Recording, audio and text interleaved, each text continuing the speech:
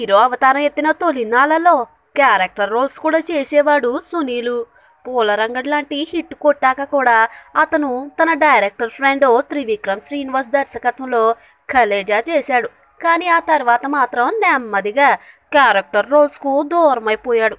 Hero వేషాలకే పరిమితం అయిపోయాడు. సునీల్ను కమెడియన్గా జనాలు చాలా మిస్ అవుతున్నా అతను మాత్రం హీరోగానే కంటిన్యూ అవుతూ వచ్చాడు.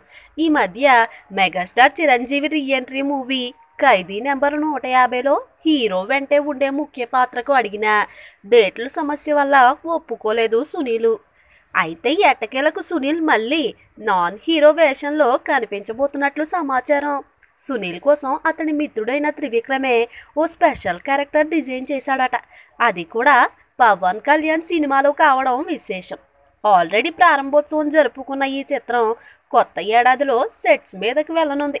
గతంలో సునీల్ కోసం అదిరిపోయే కామెడీ క్యారెక్టర్లు డిజైన్ చేసిన త్రివిక్రమ్ వాటికి ఏమాత్రం తీసిపోని రీతిలో తన కొత్త సినిమాలోనూ పాత్రను తీర్చిదిద్దినట్లు సమాచారం. ఈ సినిమాలో సునీల్ పాత్ర క్లిక్ అయితే అతను మళ్ళీ వరుసగా కామెడీ వేషాలు వేసే అవకాశాలున్నాయి. సునీల్ హీరోగా ప్రస్తుతం క్రాంతి మాధవ్ దర్శకత్వంలో ఉంగరాల రాంబాబుతో పాటు ఎన్ శంకర్ డైరెక్షన్లో 2 కంట్రీస్ రీమేక్లోనూ నటిస్తున్న సంగతి తెలిసిందే. ఈ వీడియో మీకు నచ్చినట్లయితే సబ్స్క్రైబ్ చేయండి. ఫిలిమి స్టార్స్ బోల్డెంత న్యూస్ బోల్డ్గా.